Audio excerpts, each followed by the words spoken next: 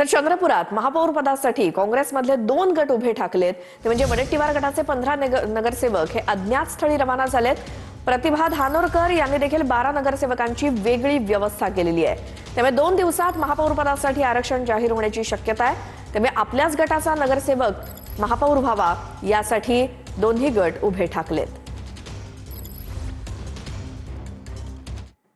तर चंद्रपूर महानगरपालिकेतील पराभवासाठी किशोर जोरगेवारांकडून डझनभर कारणं दिली जात आहेत।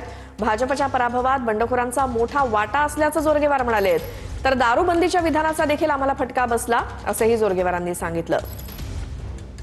जवळजवळ 13 नगरसेवक आमचे विद्यमान नगरसेवक जे माजी नगरसेवक होते ते पराभूत झाले की त्या ठिकाणी 31 आमचे जे फायनल यादीतले उमेदवार आहे 31 उमेदवार आमचे बंडखोर उमेदवार त्या ठिकाणी उभे झाले आणि 3-4 ठिकाणी तसं पॅरल त्यांनी ते केलं। तो एक मोठा आम्हाला त्या ठिकाणी फटका झाला।